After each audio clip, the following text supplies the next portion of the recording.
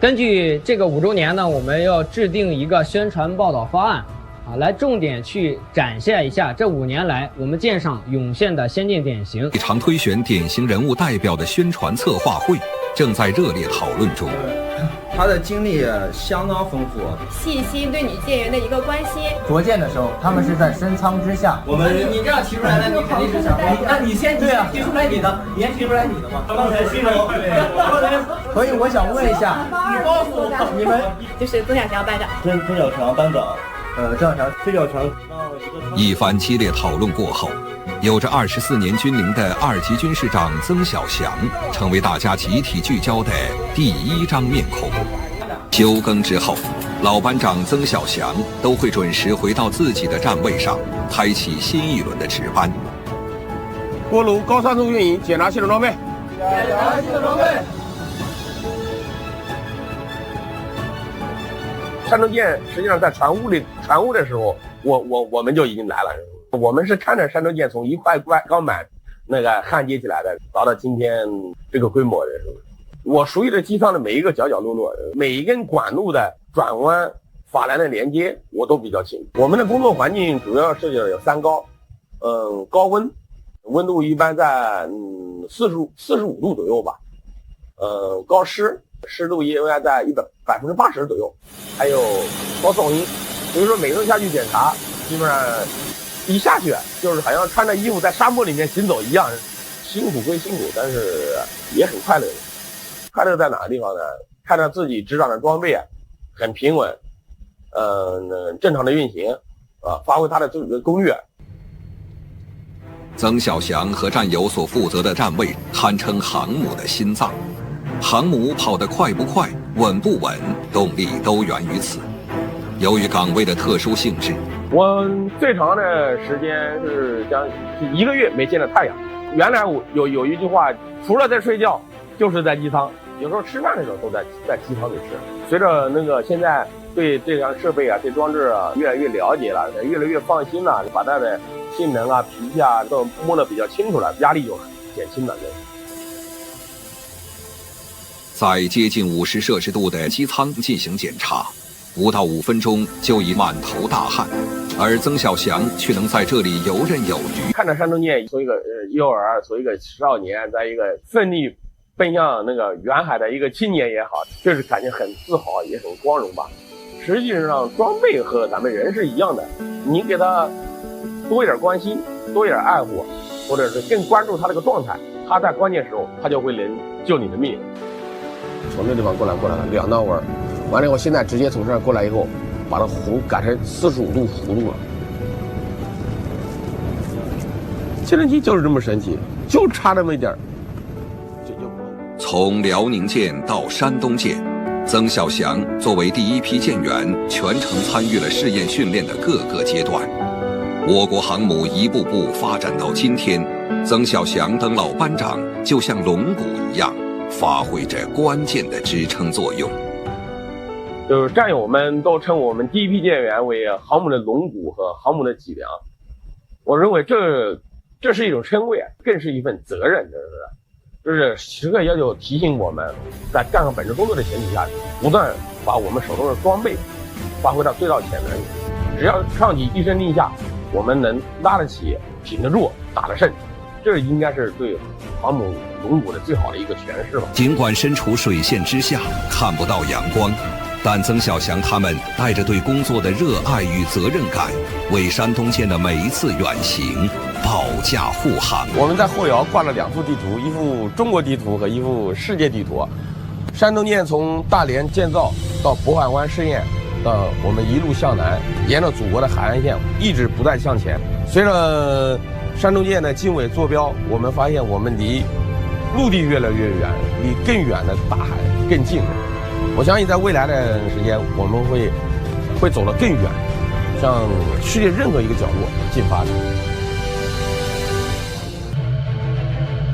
一支劈波斩浪的队伍，凝聚着一群不懈奋斗者的心血与努力。军事是航母上人数庞大的群体，也是航母挺进大洋的关键力量。在山东舰的各个站位上，像曾小祥一样专业素质过硬的高级军士。准备进行横向补给，5号站、7号站做好接收准备。航母的足迹能走多远，取决于它的补给有多少。随着此次出海训练周期过半，夜间海上横向补给即将拉开帷幕。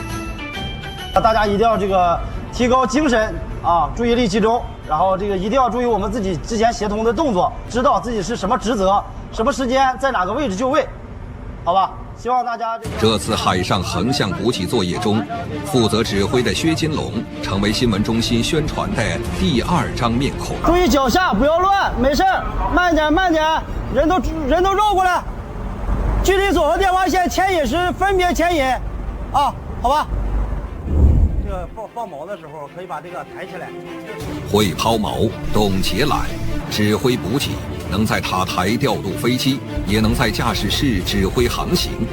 这些技能对于有着12年军旅生涯的薛金龙来说，早已成为他航母职业素养的重要组成部分。然而，他的军旅生涯却是从一名炊事兵开始的。我是大学生士兵体干的。之前我从建物然后到航空，说白了就是一个专业的跨越嘛。现在我相当于也是跨了3个专业吧，然后也经历过在职培训啊，或者说白了通过不同的岗位啊，不同的单位，也是能学到一些自己有用的东西吧。海军山东舰拥有几十层甲板、几百个舷梯和几千个舱室，在这里你可能会与刚刚走下战机的飞行员擦肩而过，也可能遇到常驻于此的第一批舰员，或是第一次跟着出海的新兵。有人之处必有故事，有故事之地必将精彩。山东舰为有志青年提供了自我发展和提升的舞台，而人才培养模式的探索与优化，不仅促进了个人的成长，也为战斗力的转化和提升带来了直接的积极影响。我们现在也推开了干部跨专业培养，包括跨单位交流，这样可能说都交流出去，培养出来都是复合型人才。一个专业肯定是开不了船，也飞不了飞机，肯定是说多个专业啊共同来保障。所以说你多个岗位啊，通过历练，你可能是说就摸索到了专业的精髓，或者是临界条件。那我就更好的能知道航母的战斗力了，航母战斗力的短板在哪里，弱项在哪里，需要怎么解决。需要哪个专业需要贡献？从毛甲板到塔台，从洗衣房到小艇区，薛金龙凭借自己的努力，不断完成一项又一项挑战。说白了就是功夫不负有心人嘛，就是专业都有相通相近，无非都是电气和机械。你在一个岗位，或者是把这个东西已经学透了，你是这方面的专家，对于这些专业来说都是不成问题。好，后面上来2个人，后面上来2个人，前面2个后走，往后拉。好，2米，拉。好。眼前正在进行的夜间补给，新的挑战意外来袭，突如其来的大雨令薛金龙顿时紧张起来。茫茫大洋中一片漆黑，航行中的山东舰和补给舰在海浪中同速前行。薛金龙时刻关注着2舰之间的补给状况，指挥操作手有条不紊地调整距离锁。我们距离锁如果说是绷紧了，说明2个船距离变大，那我们就要再放松，更能准确地测定它的距离。我能判断白天它是一个旗，晚上是灯，我要给舰指挥员报，舰指挥员根据当前的2个船的态势，他要调整舵角，然后保持2个船平行。随着最后引导索解脱，灯光缓缓熄灭，山东舰编队圆满完成此次夜间海上横向补给。我觉得夜间补给对于航母战斗力是一个跃升式的体现吧，这样是有利于我们持续作战的，这是我们航母持续作战能力生成的一个关键时间节点，相当于很重要的一个能力指标。一阵忙碌之后，海面渐渐恢复了平静，紧张的氛围逐渐消散。我叫马旭东，今年26岁，2021年11月分配到了海军山东舰，是一名信号兵。我平时有时间和机会的话，喜欢弹弹钢琴。什么是成功？有人说是目标的实现。什么是幸福？有人说是梦想成真。对于26岁的山东青岛姑娘马旭东而言，成为山东舰上的一名女兵，踏上航母，勇闯大洋，正是她梦想成真的最佳体现。国之重器嘛，能够分到山东舰呢，就是觉得自己很幸运吧。在当时得知自己分配到是要学习舰载信号的时候，接触了信号这个专业呢，就产生了很浓厚的兴趣。作为新一代青年官兵的代表，马旭东成为了新闻中心宣传报道的第3张面孔。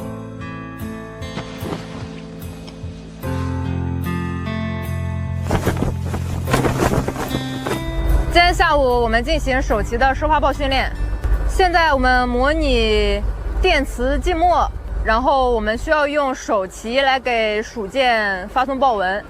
最近有台风要生成了，我给大家模拟一句报底，报文内容是：今天有台风警报，你应按规定航行。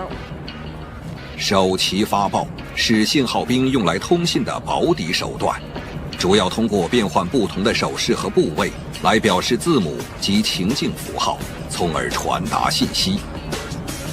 非本专业的人士的话，确实是不太懂我们到底是在表达一些什么意思，因为它是每一个部位表示一个字母，然后利用汉拼音进行拼写，然后字连成词，再连成句。这其实是一个循序渐进的过程。你肯定就是说，我们刚入门的时候，大家也都不知道哪个部位对应的是什么意思。那平时就练习呗，就记忆呗，加上记忆呗，重复呗，重复训练。单调的动作，枯燥的训练方式，这是马旭东工作中的常态。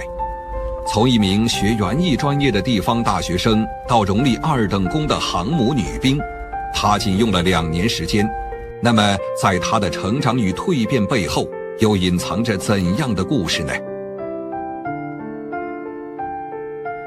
这张照片拍摄于2023年11月，合影中的马旭东当时正代表山东舰参加海军信息通信专业比武竞赛。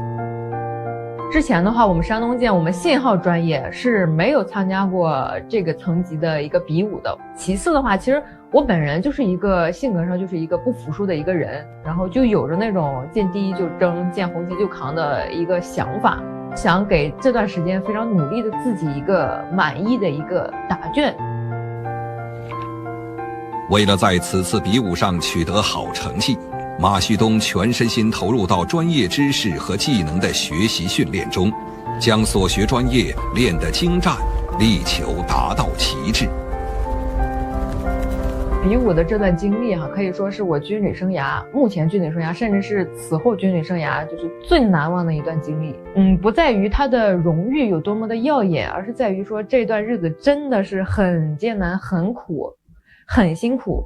然后3个月的时间吧，一直在坚持，每天都在做同样的事情，从早到晚。就是说我把这段时间自己辛苦的、付出的，我努力的，不求说我努力就有回报，只是说想把我本身具备的能力正常的发挥出来就好。做难事者必有所得。如何在航母上干出一番成绩，成长为一名优秀的航母舰员，我们在马旭东身上找到了答案。现在回想起来，去年那段时光，总结了一下，就是说，简单的事情重复做，重复的事情认真做，把一件事情做到极致，我觉得就离成功不远了。我非常感谢去年那个时候，真的是拼搏到无能为力，奋斗到感动自己，真的非常感谢那个时候的自己。We are navigating information. Please alter your course to starboard side. 经过激烈的比拼，马旭东在比武竞赛中先后取得战区海军舰艇信号专业第1名、海军舰艇信号专业1等奖等好成绩，个人也因此荣立2等功。我们平时值班其实也是很枯燥嘛，有点乏味，每天都重复一样的工作。然后我们在值更之余呢，然后偶尔去飘一飘窗外啊，看一看天空啊，确实是对自己的心情也是不一样的。确实是非常的治愈，这些景色真的是非常治愈。而且有的时候啊，像海平面上会有小海豚跳起来。闲暇时，马旭东会支起钢琴，弹奏一段自己喜欢的曲目。婉转的音符在指尖流淌，为枯燥单调的海上时光增添了一份独有的浪漫。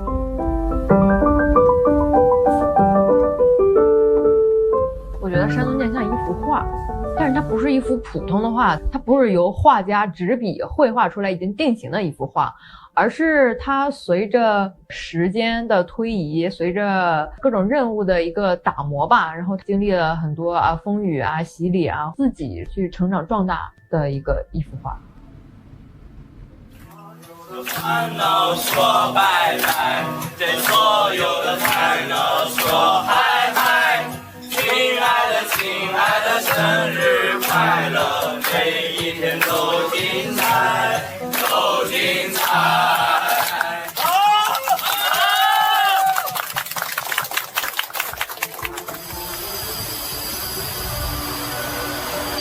经过为期1周的采访调研，新闻中心对此次典型人物的宣传报道充满信心。和马旭东同龄的宋浩轩是此次报道组的成员之一。在表达对山东舰这个大家庭的热爱时，新一代青年官兵有着自己独特的方式。这是我来到咱们山东舰服役之后，为咱们山东舰设计的任务臂章。这个做出来之后呢，也挺受大家欢迎的。我本人也比较开心，比较荣幸能够参与制作这个东西。我在山东舰设计的包括臂章和其他宣传类的东西都是采用了一个比较明显的一个机械风或者是一个科技感的。我采取这样的风格，最主要的话，因为我们航母上有一句话讲叫每个人都要争做航母战斗力最强固的链环。航母就像一个机器，我们每个人、每个部门、每个集体，我们都是一个相互吻合的一个齿轮，只有互相配合好，才能实现好我们的作战任务。接下来的话，我想通过这个契机设计一个山东舰交接入列5周年的这样一个臂章。5年风雨同舟，5年携手同行，深受新一代青年群体期待的5周年纪念臂章，将与典型人物专题报道一同向全舰官兵发行。我们山东舰的话，可以说是给我们这一代青年人吧，提供了一个很好的平台。所以我们每一位舰员的话，其实都是怀揣着一种很深沉的使命感，很强的紧迫感，来去面对我们的航母工作，能够让大家认识到我们在航母上工作是能够成为航母的龙骨，是能够成为我们部队发展不可或缺。